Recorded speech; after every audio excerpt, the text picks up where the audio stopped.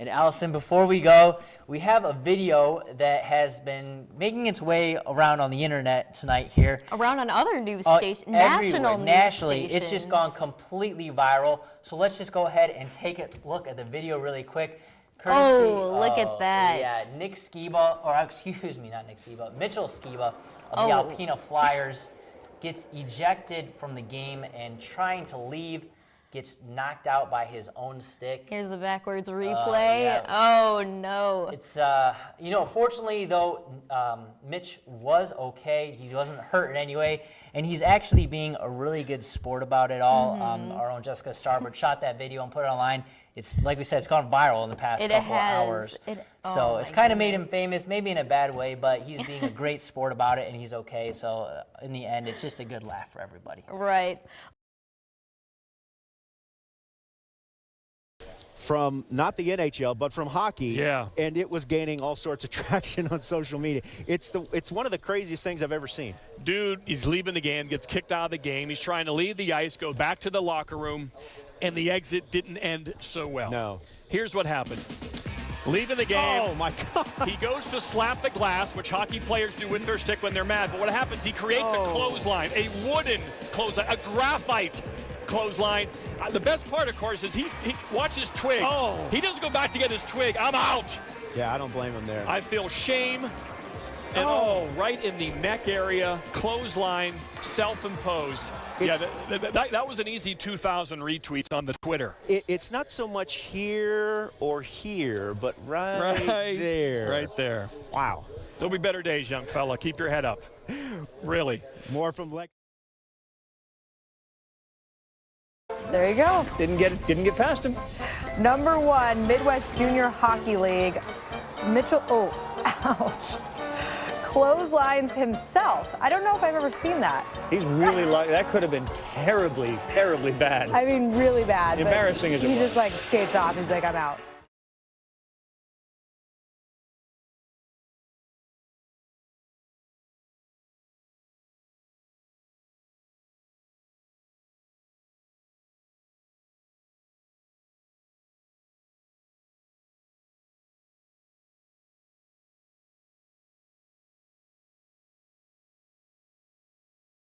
While Al cleans up this deliberate mess of mine, I'd like to welcome a new family member to Tool Time, Alpena, Michigan. Cold in the winter, pretty cold in the summer too, isn't it?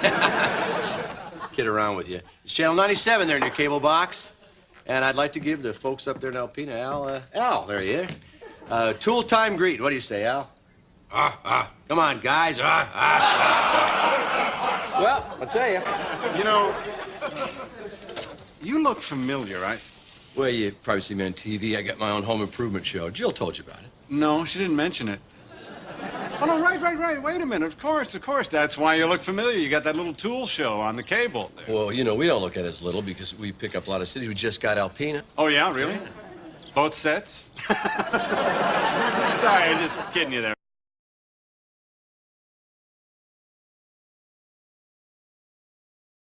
And now we bring you the special Elvis update. Hello, I'm Bill Bixby, coming to you live from a remote field in Alpena, Michigan, where there's been another Elvis sighting. With me is Tom Carter, who spotted Elvis first. Tom, tell us exactly what you saw. Well, Billy here found some Elvis droppings over behind Rose's Diner. When we got there, we spotted him in the dumpster. Well, I flushed him out, and boom, he took off like a rabbit. And now we got him cornered over there behind that tree. I see. And how can you be sure this is the real Elvis? Well, I know the king, and that's him. Good enough. Look, there he is. Get a picture of that. Look at those markings. The telltale mutton chops. It's all there, folks. Let the dogs go, boys. Go get him, boys. If he gets to the highway, we done lost him.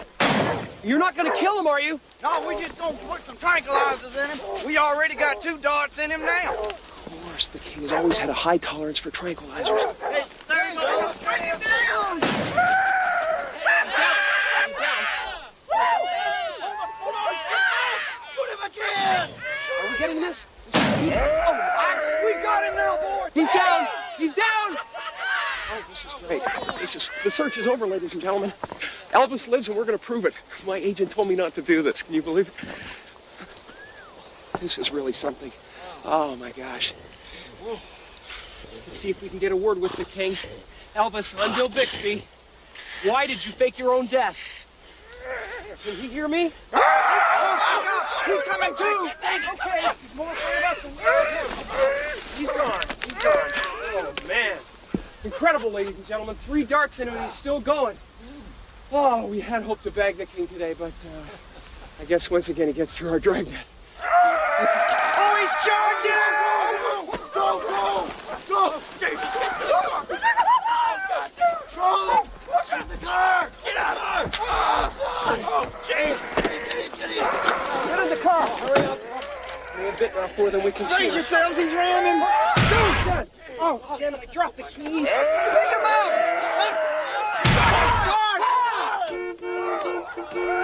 We now return to your regular scheduled program.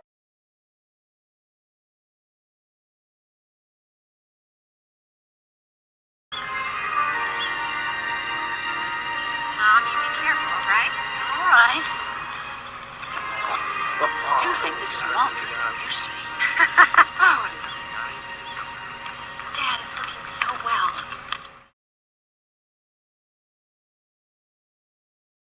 '85, Fort Wayne 83, Lansing 84, Detroit 83, Traverse City, isn't this dull? Alpena what? Alpena crackers. Mackinac City 72, Sault Ste. Marie 78, and Traverse City 86. I'm not even on the picture.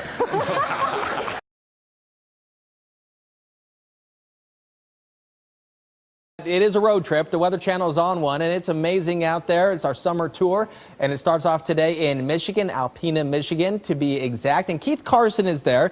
Let's go to Keith live right now. And Keith, the sun's out. You took your jacket off, and what's your game plan today?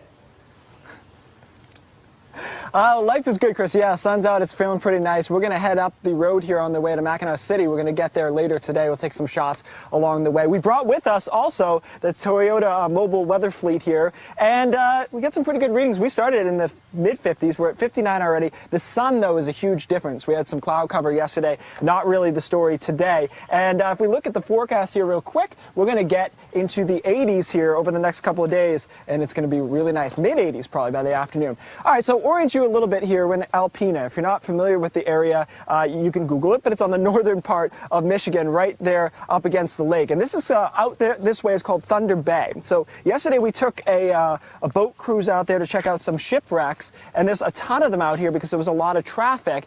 And the number one cause, which is near and dear to our heart, of course, is that weather caused a lot of these shipwrecks. Let's get a quick listen in from Stephanie, who's a maritime archaeologist, about why there were so many shipwrecks in this area. There are so many shipwrecks in the Great Lakes, but particularly Thunder Bay. In this corner of Lake Huron, we have hundreds and hundreds of shipwrecks, literally. And we believe there's about 3 main reasons there's so many shipwrecks here. First of all, it's a high traffic area, so lots of collisions. Secondly, it's known for treacherous, shallow shoals, so jagged rocks that are perfect for ripping apart a ship's hull, whether they're wooden hull or a metal hull.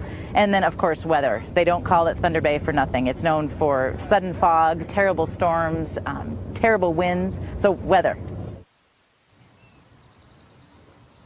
Weather, a huge factor. There was a ship, Cornelia Windiet, which basically ended up on the bottom of the lake, almost intact. Took them a long time to figure out what it was. They figured out that it was basically freezing rain, Chris, weighed down the boat, and then like an ice cube slowly sank it to the bottom, so by the time it got there, it was still all in one piece. Oh, very interesting, Keith. Thank you very much for that.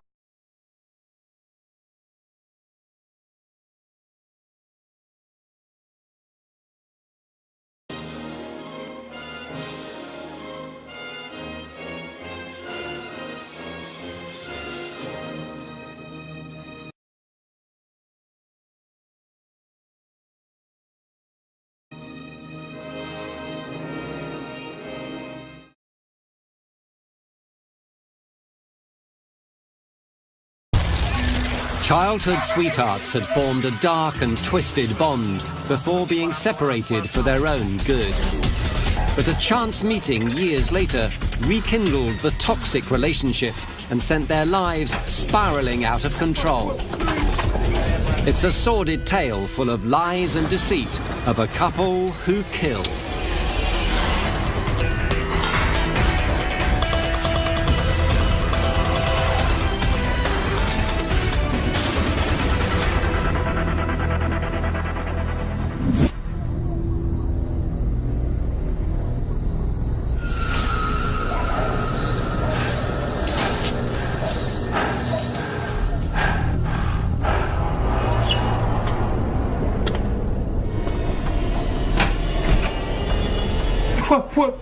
What do you want? Stop!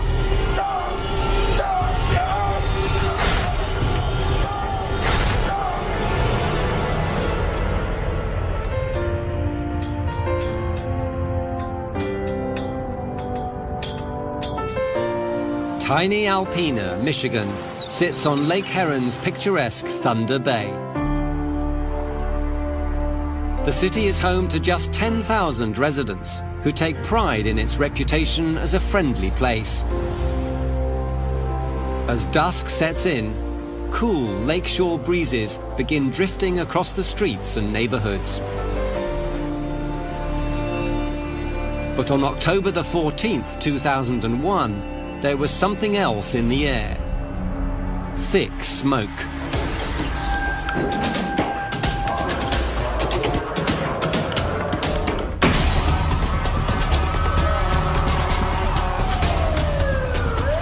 As the units pulled up on scene, the house was quite ablaze. It was a rapidly developing fire coming out the back area, the windows, a lot of smoke coming out from the eaves and out the front of the house. While one crew battled to bring the blaze under control, a two-man team bravely headed inside to see if anyone was trapped. One went upstairs, did an upstairs search, found nothing. The lieutenant went into the kitchen.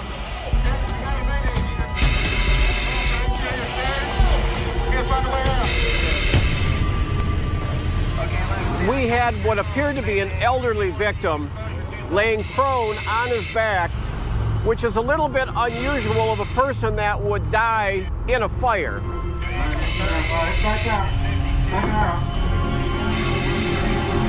Listen, we got a second due engine coming in, going to get a hydrant.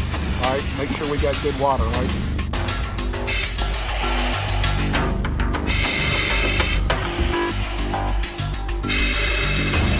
That wasn't the only suspicious thing they saw.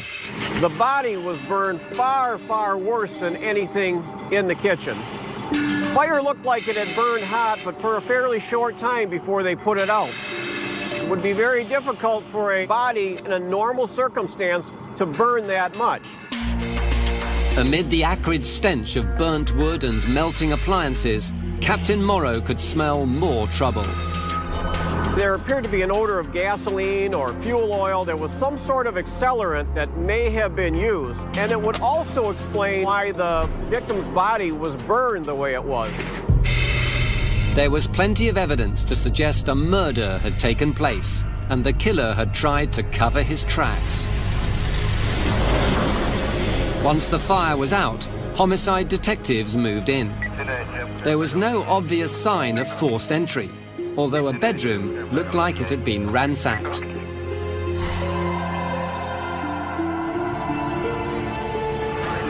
In the kitchen, there was proof of a struggle. Make sure you get the blood over there on the refrigerator also. Spatters of blood were on the freezer. A check of the electrical system confirmed the fire was not an accident. We believed what happened was sometime after the murder, someone went back into that home and actually committed arson by burning the house in an attempt to destroy evidence and hopefully conceal the crime of murder. We've got a murderer out there. We need to identify them and get them off the streets. The body was sent to a pathologist to confirm the victim's identity and true cause of death. Investigators learnt the house was owned by 69-year-old James Orban, who lived alone. His family soon heard about the tragedy.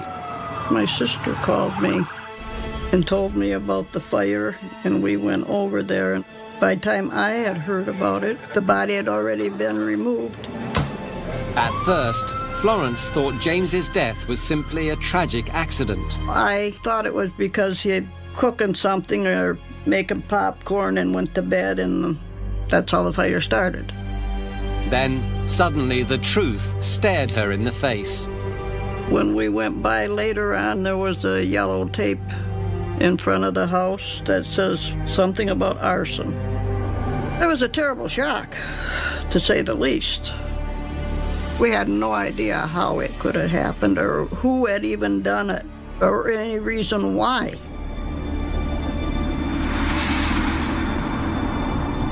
By the following morning, news that there had been a murder reverberated across town.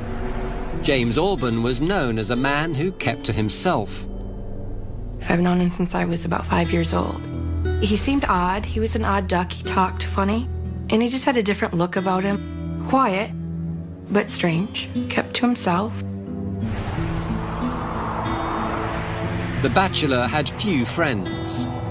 He didn't hear real well, so it might have appeared that he didn't listen. And because he didn't hear real well, he didn't speak real well, which would make him appear that he wasn't very bright. People made fun of him, treated him as if he were mentally incapable. Hey, Jimbo. Hi, girls. How you doing?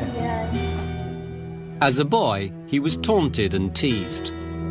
Kids made fun of him, something terrible. So, he felt alone.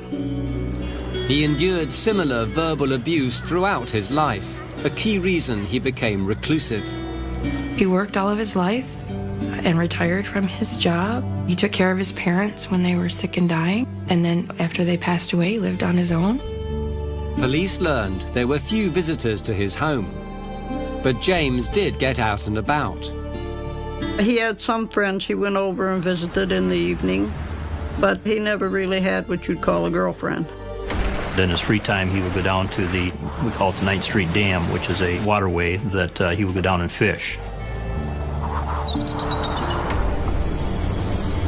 The killer hoped the fire would hide what really happened to James Orban.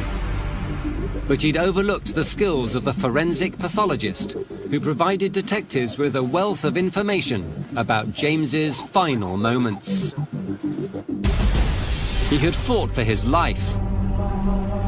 Small cuts to the head indicated how he ducked and weaved to try and avoid being struck by a sharp object. It did become quite apparent that Mr. Orban did put up quite a struggle. The fight had escalated. James received a hard blow to the shoulder. He grappled with his assailant, who struck another blow. In all, James was stabbed 5 times, one blow severing his left jugular vein, with others aimed at his chest and abdomen. A small knife was used, an odd choice perhaps for someone planning on murder. This attack was not very well thought out. It was by an inexperienced offender. It was sloppy, and it did not employ a very effective method. There was no smoke in his lungs, proving he was dead before the house had been set ablaze.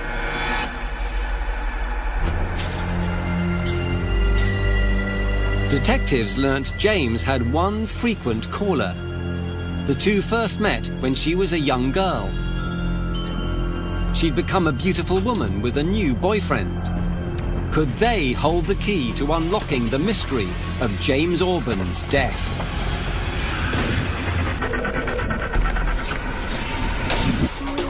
In October 2001, police in Alpena, Michigan, were investigating the murder of retired recluse James Orban.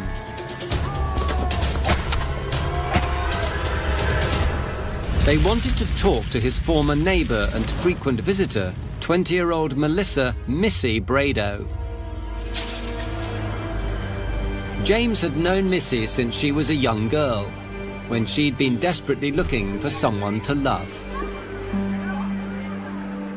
That's my ball. What's your name?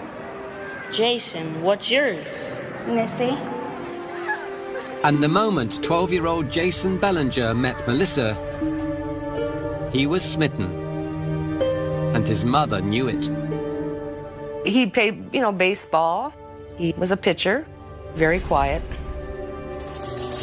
Melissa may have looked sweet and innocent, but she was far from it. Trouble was her middle name. Then all hell broke loose. She encouraged Jason to join her in experimenting with drugs, and like a love-struck fool, he just wanted to please her. Melissa knows how to be seductive, she knows how to be likable and attractive, and she turns on the sex appeal, so she knows how to get what she wants. If things didn't go her way, she was the kind of person who would jump up and shout and scream trying to get her way. I would characterize her kind of as a spoiled brat. Do you want to go for a walk instead of playing baseball with your friends? Sure. She was known in the neighborhood as a streetwise, wild child. Melissa was thrown out of school, convicted of breaking and entering, and soon dragged Jason into trouble with the law as well. That's really good. Missy and Jason. Come on, get out of the car. What are y'all doing out here? What's this, man? Most of the officers on the street were very familiar with Melissa. We have a number of people who get involved with influential peers that take them into, a sharp turn from the life they were going to lead. And that makes complete sense that but for the intersection with Melissa or somebody like her, he may not have gone down that path. She had a fairly extensive juvenile record. Many police officers that were familiar with Melissa, including myself, had a strong belief that at some point in her life, Melissa was going to get into something very serious. She knew how to lie and how to get attention. She told me she had been raped and had been in an institution. I felt bad for her. Melissa dominated the people around her with her gift of gab. She was a charmer. She'd get people to believe just about anything. No matter how hard she tried, Nancy couldn't keep the troublesome lovebirds apart. Parental control went out the window almost as quickly as Jason. He snuck out of the house. He'd go to bed, he would sneak out of the house. Jason had been diagnosed with attention deficit disorder, but Melissa knew just how to keep him focused. He was 13 years old and he was getting sex. And so he was doing whatever to get it. You don't have to take us to jail. Yeah. We'll just go home right now. Jason was totally hooked, and Melissa was reeling him in. Suddenly, nothing mattered anymore.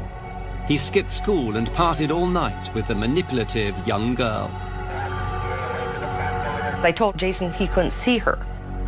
Well, then I'd be looking out my back door, and there she is. At their wits' end, Jason's parents made a desperate effort to keep the two apart by moving out of town, dragging their son with them. He was very, very defiant at that time. We wanted to move back in the country because of all the turmoil that they were causing, and we just thought that may solve things. He wouldn't be able to go to her house. She only lived a few blocks away. Jason was forced to go without a word, leaving him broken-hearted.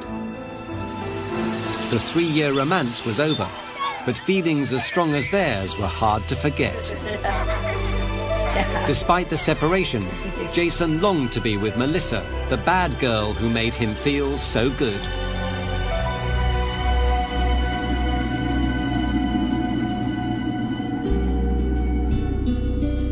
Over the next 7 years, without his true love, he continued on a downward spiral. He turned to drugs to ease the pain of a broken heart. Then, one night at a party in 2001, Jason, fresh out of rehab, spotted a familiar face. It was Miss Irresistible, looking more ravishing than ever. Melissa wanted him back under her spell and knew her body was sufficient bait. Hey. I know. How long has it been? Too long. Stephen Collerite shared an apartment with her. She says, I'm thinking about having him come up here, and me and him might get back together. He slept out on the couch one night. A couple nights later, he was sleeping with Missy in the bedroom. He promised. So they're boyfriend and girlfriend. both had changed, and not for the better. Jason felt like he'd been lost but was now found, and he couldn't wait to share his happiness. It was October. We got a call from Jason saying he wanted to talk to us.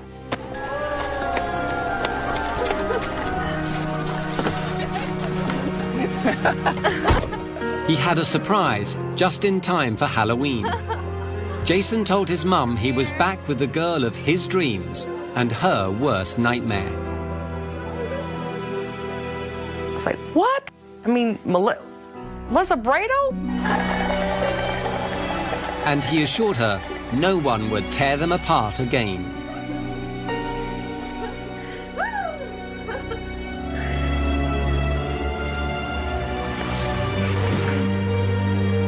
So how does it feel to be Mrs. Bellinger?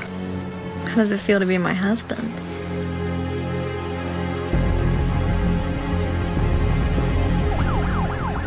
There was only one problem. Melissa's close friend, James Orban, had been murdered, and detectives believed she knew all about it.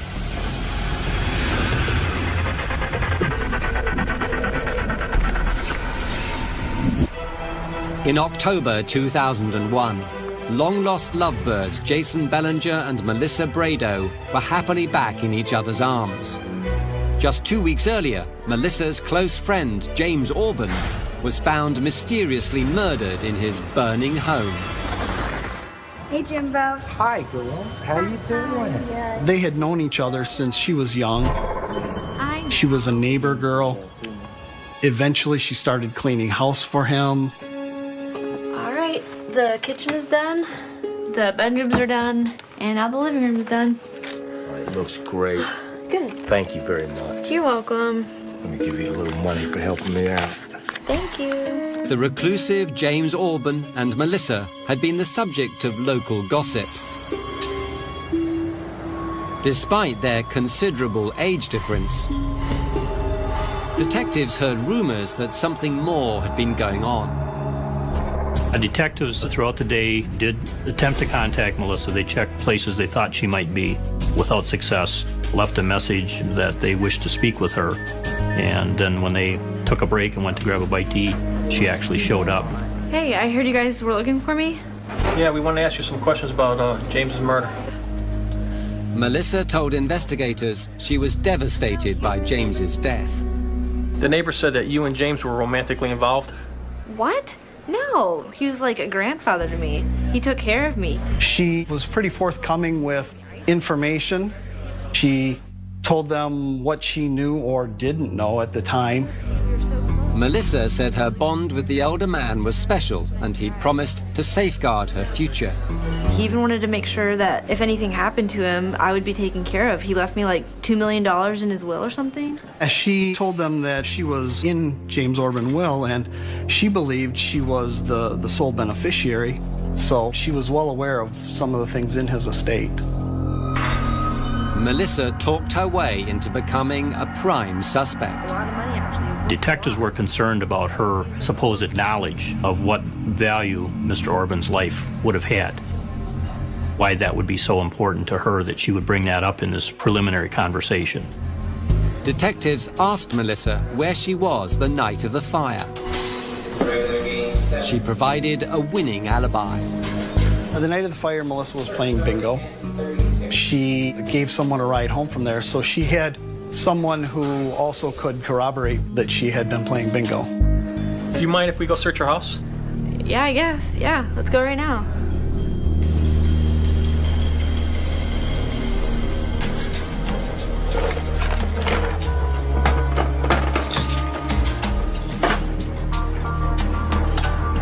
They found a police scanner, but many families in small-town Alpena owned one. Nothing was found of value at Melissa's apartment, nothing that looked like it might have been involved in the crime. Melissa revealed she had a boyfriend. Investigators made contact with Jason Bellinger, and he agreed to stop by to account for his whereabouts at the time of the fire. Jason said he'd also known James Orban since he was a young boy, and like Melissa, considered him a friend. He was found dead inside the house. Really? Yeah. Do you know anything about that? Why would I know anything about that? Where were you that night? I was out with a couple buddies of mine, just out drinking. I know your girlfriend's friends with that gentleman. She's known him since she was little. What is that on your hat? Oh, I work on car engines all the time, so it might be blood. Do you mind if I see that from it? Jason's hat was sent to the crime lab for analysis, and he was released for the time being. Investigators delved deeper into Melissa and James Orban's relationship. According to his neighbors, Melissa hadn't been honest with detectives. She provided James with personal services of another kind.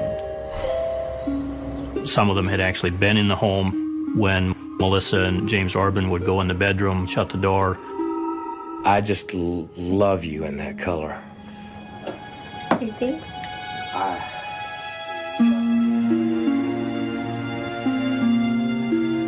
They truly believed that there was some sexual contact between James and Melissa, and that he was paying her for those services.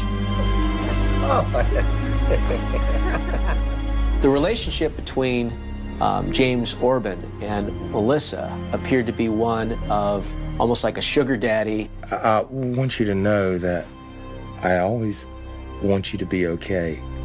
I care about you. Oh, that's so sweet. So she's playing his heartstrings. What do you think of this one? Oh, I like that one. Turn around. Oh, you look beautiful. I'll buy that one. Really? It's a bargain too. It's only $100. $100? Yeah, isn't it cute though? It's beautiful. Thank you. I don't think she was ever in love with James. I think early on she figured he was trying to buy her love. And if she sort of strung him along and made him believe that she was his girlfriend, or that she could be someday his girlfriend, that he'd keep doling out the cash and the gifts. Friends said Melissa saw James as her ticket to the good life, someone who could satisfy her lust for gambling. In Alpena at the time, you could go to play bingo 7 nights a week. For Melissa, bingo was an addiction. She played constantly, and that was something that she thrived on. She's playing bingo 5, 6, 7 days a week. And if she didn't win, well, then she'd go the next night. Detectives learned James regularly gave Melissa hundreds, if not thousands, of dollars. Money she frittered away on bingo. Missy, you need more money. And he's like, what are you doing with all your money? You know, and then she told him, you know, well, I messed up. I lost $500. You know, I lost your $200. And now I'm broke.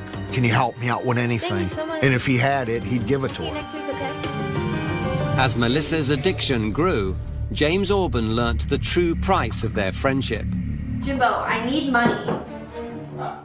Now, Jimbo. How am I gonna pay my bills? I don't have any money right now. I need money now. Investigators believed they had found the motive for murder. Melissa had been demanding more and more money, and James wasn't willing to be taken for a ride any longer. And a lot of people that have addiction problems are very impulsive. They can't see long term. They can't just see, you know, I can wait 6 months, a year, 6 years, 10 years to achieve this goal, whatever that goal might be. They're all about instant gratification.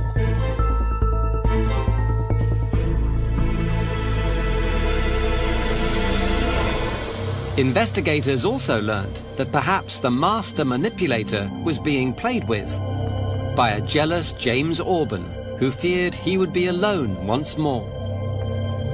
In the beginning, it was just sexual, but I believe he decided he loved her somewhere along the line. And now here comes Jason, this young, good-looking guy, more her age. And I think James felt like he was losing her. And that's when he started promising her the stars and the sun and the moon, anything to kind of keep her. I want my money now. cutting off her cash could have been nothing more than an idle threat. That was just a ploy too, like then she would maybe cut it off with Jason and things would go back to a status quo like they were before Jason. Nothing about it was straightforward and simple to process and figure out. But there was still no hard evidence against the young lovers, and there were others who could harbor a grudge against James Orban. Investigators discovered that he wasn't all that he seemed either. One of the detectives had investigated a relationship between Mr. Orban and other young girls earlier, and Melissa's name had come up in those conversations as well, in those investigations. When Melissa was a young, terrible teen, she and other girls of her age had got to know generous James. Hey Jimbo, can we have money for the ice cream truck? Money? For ice cream? Yeah. Anything for you two. My mother told him to quit hanging around the little kids, that they were just using him for money. He said those were the only friends he had. He said one thing but did another, and paid the price. James Orban had been arrested and convicted of having sexual relations with minor females. In the past, he was actually a sex offender. Really didn't make any difference. The truth is the truth. And, you know, Mr. Orban did have a past, but still he was murdered. Detectives found no evidence Melissa was abused by James. And while other children were kept away, she had remained a frequent visitor. I think that speaks to the fact that she's a user, that she is opportunistic, that she is the kind of individual that is really about getting for her what she wants. She's selfish, self-centered, and she doesn't care. So there's this almost predatory nature to her. But why would Melissa want to kill James if he'd been her meal ticket? This case was very strange. At every aspect of it, there was a different angle to it. News from the crime lab confirmed the stain found on Jason's baseball cap was definitely human blood, but a DNA analysis would take months. Investigators weren't waiting. They turned up the heat by bringing him back in for questioning. I think Missy and you planned this. Missy's the one that knew him for 10 years, right? We know she was involved. She didn't have anything to do with this. Come on. Okay, I did this. I planned it. I carried it out. I did everything. She had nothing to do with this. Jason said James Orban's death was just a robbery gone bad. Detectives didn't buy his story. Not even the dumbest burglar in the world begins a break-in with a murder. A burglar normally will break into a house when no one's there. No one starts all the burglary by knocking on the front door and killing the victim. What do you want? What do you want?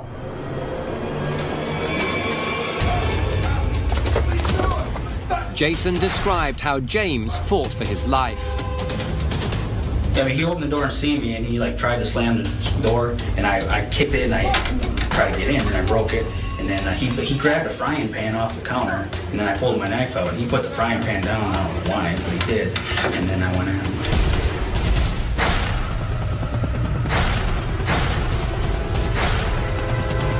He claimed James was alive after the vicious attack. He wasn't there when I left. He was still standing up, and I just let up and ran the hell out of there. You just stand up, put your hands behind your back.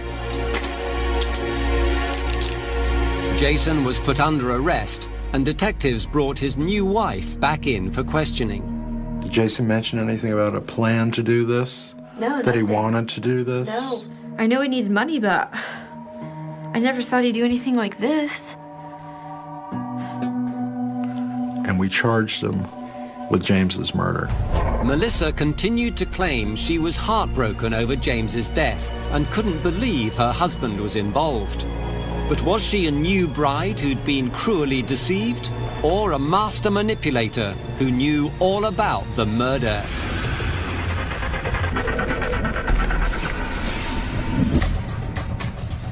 Jason Bellinger was arrested after admitting stabbing to death James Orban in what he claimed was a robbery gone wrong. Investigators suspected his new wife, Melissa, was also involved.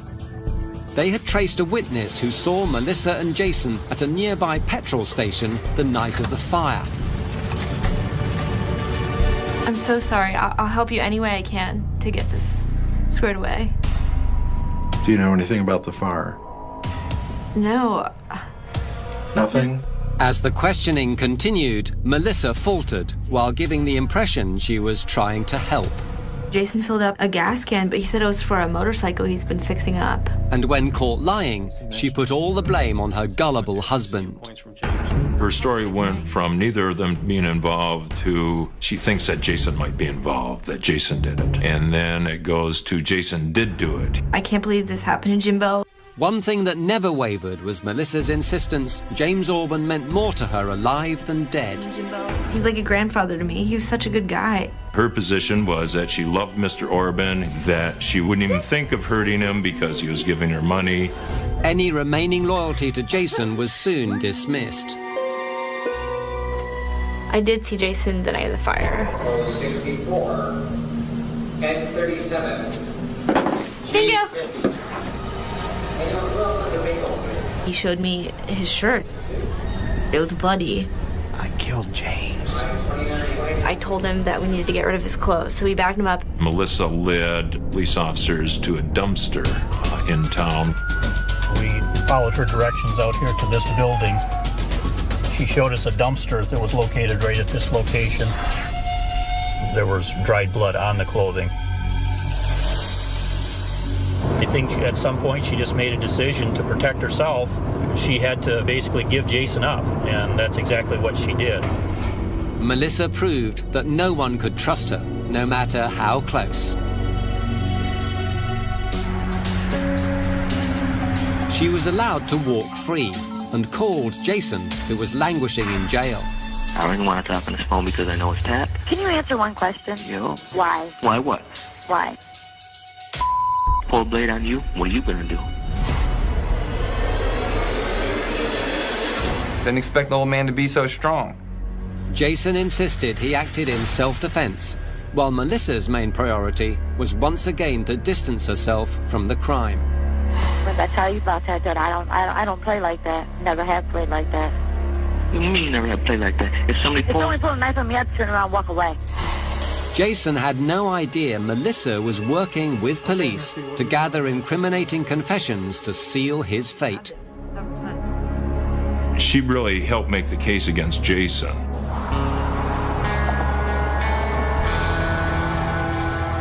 As the months went by, she didn't have anything to do with this. Come on. love-struck Jason continued to carry the blame and claimed the botched robbery ending up in a murder was his idea and that he acted alone. Melissa revealed she was pregnant with his child and continued to play the role of dutiful wife by sending him love letters while he awaited trial. She moved out of town, got a new job, and gave birth to their son. Melissa kept in touch with investigators, and they had no doubt as to why. She wanted to know what we knew and whether or not we had any proof that maybe would tie her into it. Melissa dominated the people around her with her gift of gab. She was a charmer. She was a natural charmer. She'd turn on the sex appeal. She'd use seduction. She'd get people to believe just about anything because she could be likable. Melissa had reason to be concerned. If the full truth emerged, she knew her days of freedom were over. Any murder case involves means, motive, opportunity. And we knew from the beginning that Jason Ballinger had the means, he had the opportunity, but he had no motive. He had none. And so that meant that someone else had it. And investigators were convinced that someone was his new wife. This was a very complicated case, but it had a very simple motive. Greed. That's all it was. Police finally put all the pieces into place. I care about you so much, and I'm leaving you everything in my will. Everything? $2 million. I always want you to be okay. That was his fatal mistake, because knowing Missy the way she thinks is, well, The sooner you die, the sooner I'm rich. But Missy's not going to do it herself. She's going to use someone else to do it. She uses Jason. She's a Jekyll and Hyde, you know? Yet Jason still refused to see his wife for what she really was and continued to deny her involvement. Jason was willing to fall on his sword, take the blame solely. He was trying to protect Missy. Then he got the ultimate betrayal. He learned that Missy wanted to be a prosecution witness. That's why I'm here. I want to help you. Investigators met with Jason and laid out the case Melissa had discreetly helped build against him. Jason felt betrayed by Melissa's cooperation with police. He thought he had his true love, and when she starts turning, he starts to see her true colors and says, I've been played. After protecting Melissa for months, Jason decided they'd go down together. I was manipulated into committing the crime for a certain other person. This was a conspiracy. It was originated by Missy, and she pulled the strings. She put me up to it. She manipulated me. It never would have happened if it wasn't for her. Within a week of being reunited with his childhood sweetheart, Melissa, Jason is already plotting the death of this individual. That's amazing, really, and it suggests that they pretty much picked up right where they left off. Jason said Melissa wanted her greedy hands on the inheritance money and used her wily charms to get what she wanted. Missy was pressuring him to kill Mr. Orban. Jason also admitted he had his own reasons for wanting James Orban dead. He badly needed the money, which had dried up. Even though he'd gotten out of rehab, I don't think he was all completely done with drugs. And so the money from Orban was also helping fund Jason's drug habit. Investigators were now confident they had the full story. Missy's days of freedom were finally over. I knew Missy, and I knew that she was always very self-confident around men. So I asked the state police if they would send a female detective to arrest her. Step out for me, please. We're detectives with the Michigan State Police. You're under arrest for the murder of James Orban. What? I had nothing to do with it. Are you kidding me? She was angry and blamed Jason. Just ask me what you want to ask me so I can get it over with and get to Alpena so I can tell my husband a piece of my mind when I get there. As I suspected, Missy wanted to talk. As Missy always does, she loves to talk. I didn't tell Jason because you know, I may have said that I wanted him dead, but I never said to anybody over there to kill him. She finally admitted drawing Jason a map, but insisted it was only to show him where to find a prized coin collection worth stealing. You're gonna walk in and you're gonna take a left. That's the bedroom. You wanna get his coin collection because there's a lot of money in there. The only thing that he had map of was to go into the kitchen off bathroom, the bathroom, and then there's the bedroom. That's the only map he had of. Okay. Women were not impressed by her. She simply kept talking and talking till she hung herself. Melissa was charged with first-degree murder. Jason then implicated somebody else in the plot, Melissa's former flatmate, Steve Collerite. Detectives brought him in for questioning. He goes, we got bad news for you. I said, what's that? He says, Jason's saying you were involved now, you and Missy, in this murder. I'm like, oh, come on, you gotta be kidding me. According to Jason, Melissa told Steve that James was leaving her $2 million in his will and that he could have a share of it. Jason told detectives he wanted Steve to help get a gun, but he'd refused and instead offered his pocket knife. Jason admitted to Steve he'd made a grave mistake. He asked me where his knife is, and I said I had left it behind. Jason claimed Melissa and Steve panicked and convinced him to go back and burn the house down.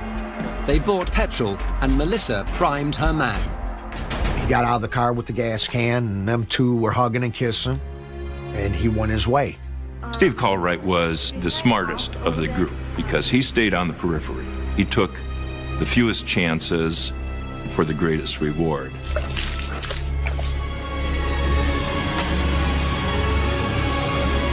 Melissa listened to the scanner as the fire department responded. Mission accomplished. Jason threw the knife he used to kill James Auburn off a nearby bridge. But it had all been for nothing. She was under the mistaken belief that she was the sole heir to his estate worth $2 million, which was complete nonsense. He was just a man of modest means, and Missy was not even in his will. And that wasn't the only mistake Melissa had made. She said that the Michigan law states that if we were married, we couldn't testify against each other. And I mean, I didn't know if that was true or not, so I said, fine. Melissa hadn't kept up with the times. Michigan state law had changed, and there was nothing to prevent a married couple from testifying against each other. The hastily arranged marriage just 2 days after the murder wouldn't save either of them. Jason agreed to plead guilty to second-degree murder and received a life sentence with the possibility of parole. As part of that deal, he agreed to testify against Melissa. In March 2004, when Melissa Bellinger went on trial for first-degree murder, her husband had plenty to say. Jason understood that he had to tell the complete truth. He was excellent. He was one of the best witnesses I ever had. Melissa surprised everyone by not testifying. We thought, based upon what was presented, that her testimony would not lend it anything more to what we had already argued. We thought there was reasonable doubt. After deliberating for just 3 hours, the jury returned. They announced the verdict. Guilty as charged on all counts. The judge sentenced Melissa Bellinger to life in prison. Unless the verdict is somehow overturned, she will never be released because the law just won't allow it here in this state. Her former roommate, Steve Collerite, paid for his role as an accessory to murder and spent 5 years in prison. He served his time and claims he was framed by Jason. Real angry.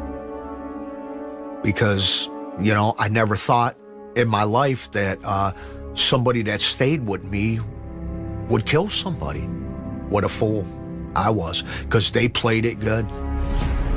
Behind bars, Melissa continues to declare her innocence and still blames it all on Jason. I told the truth. Jason admitted to me he murdered this man. What more did they want from me? Melissa filed for divorce, but the couple still keep in touch by mail, with their son growing up without parents, the main topic of conversation. I can't imagine anybody loving somebody that much to be able to kill somebody. I don't understand that. I always kind of thought that had Jason not met Missy, he'd probably be just a regular guy with a job and a family. When a chance meeting had brought the young lovers back together, Jason thought his prayers had been answered. But instead, Melissa destroyed his life and turned him into a killer.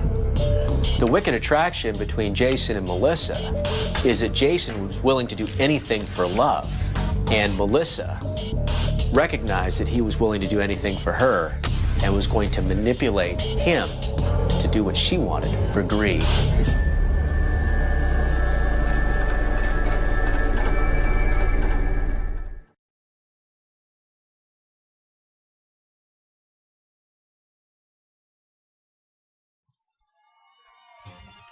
Hey kids, if you're dancing there with no shoes on, watch out, there's broken glass on the floor.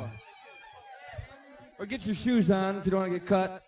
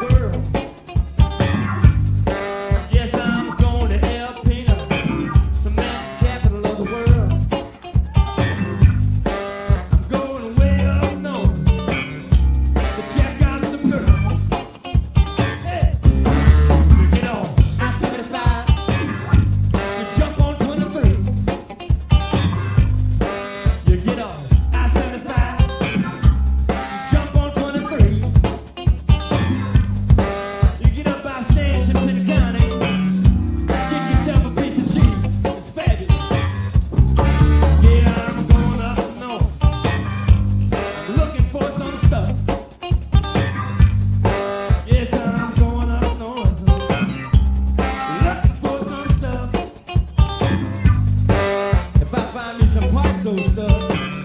I just can't get enough. I load up my trunk.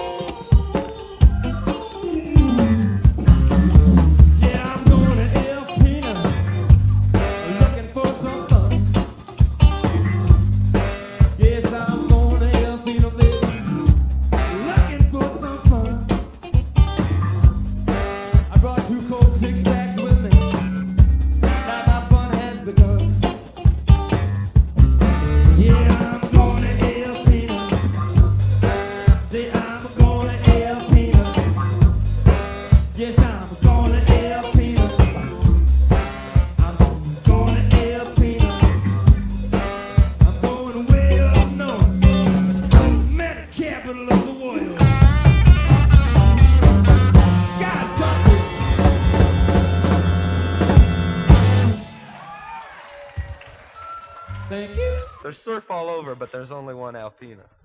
What's the surf look like in Alpena? It's weak. There's alewives washing up. You'd be hanging 10 to get these things between your toes.